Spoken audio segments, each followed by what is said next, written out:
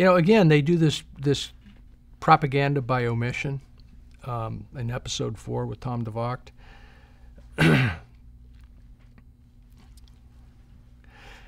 As a matter of fact, and the way it's not only by omission, it also is by putting words in people's mouth. Mike Rinder starts off talking about what Tom Devocht can say. Tom Devocht never says it. Mike Rinder says Tom Devocht has stories. Okay? And so Mike Rinder starts telling a story about how he had to tear up the road, and the entire sidewalk had to be torn up because of protesters coming to the Fort Harrison.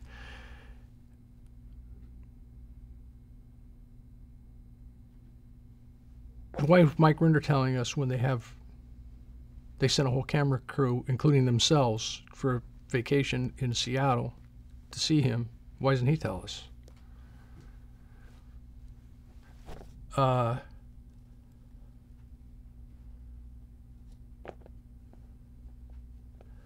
And why I say it's propaganda by omission is because there is a story that kind of, there's a kernel of a truth in there that the sidewalks were in fact torn up around that place, and that it had been a plan in the works for many, many months, if not years, and that permits had been approved recently. So the purpose of tearing up the sidewalks, here's the ones that Dave Miscavige woke up one morning and said, the protesters are coming, tear up the sidewalks.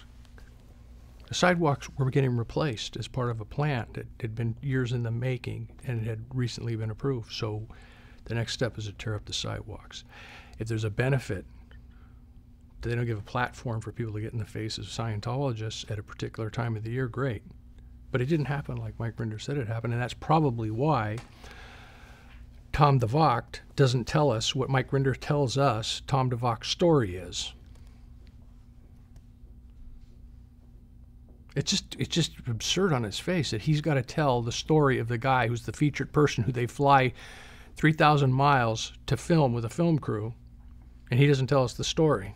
I mean, that's pretty absurd. So when they do talk to Tom Devocht starts talking about how David Miscavige is talking to him about technical things at the top of the Scientology bridge. I got news. David Miscavige talked to Tom Devocht about sidewalks, and he talked to him about elevator shafts, and he talked to him about window frames and door jambs and building plans and hiring contractors. The last thing in the world David Miscavige talked to Tom Devocht about is technology, particularly technology on levels that were many steps above the levels that Tom had attained.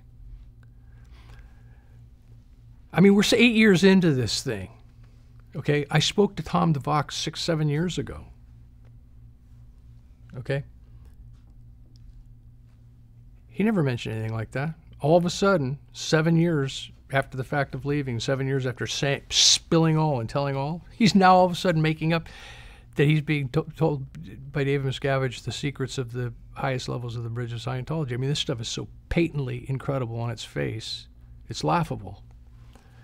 But, this is part of that whole devolution of people and how all this ASC activity really screws them up and turns them into really, really messed up people.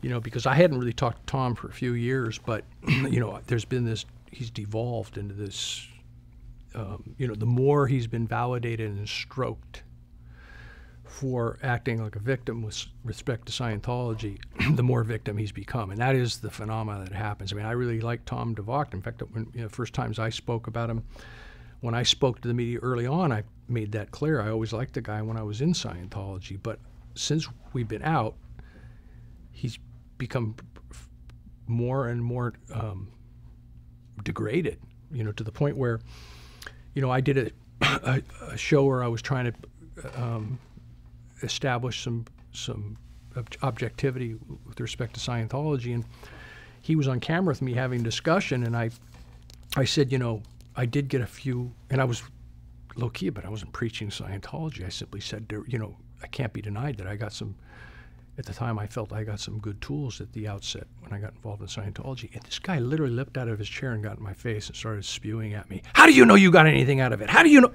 I'm like, Tom, relax. Like, why would he care? I mean, he literally was trying to brainwash me. So this 5 years after this, having left, and having told all he knows, now he's down to not telling all he knows, but trying to edit what somebody else is trying to say. And so the devolution continues. So then that very movie comes out, and I have some critical things to say about it on Scientology. My Scientology movie is called, and I had some critical things to say about it. What does Tom Devocht do? Because I'm critical of somebody who's, remember, it's us versus them. Anything goes with respect to Scientology. They're fair game. As long as you do something against Scientology, you're with us, right? And so I'm breaking ranks, and I'm saying, hey, I'm critically looking at this thing that quote-unquote exposes Scientology because it's dishonest in certain respects. What does he do? Tom Devocht immediately runs to Tony Ortega and starts criticizing me and calling me crazy. Literally publishing, going on record. This is where this guy's gone to. I mean, where he's headed to shopping cart man. He's losing his mind. And it really is hypocrisy, right? Because, remember, one of the first justifications for all this self-love that they give themselves is we want to have the freedom to express our views and things as we see them, right? We want to. Me. But if anybody has anything to say that doesn't walk lockstep, lockstep with it, you're fair game. And they head after you. I mean, literally, the guy started attacking me publicly.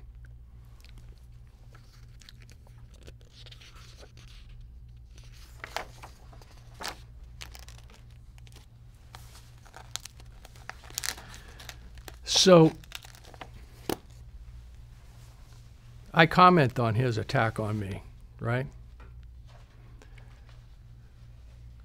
Tom Devocht is quoted in that movie as saying, Scientology is, frothing almost. Scientology is the most destructive cult in the world, most dangerous, just, right?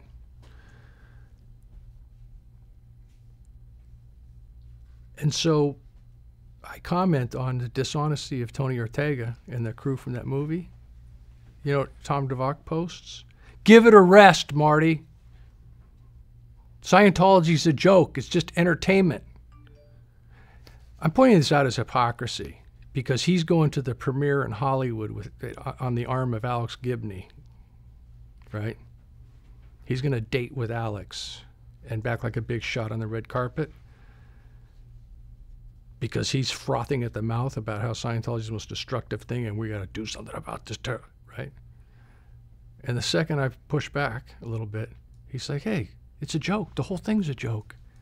It's just entertainment. Don't you get it? That's why I say it's all about the lulz. It's all about trolling.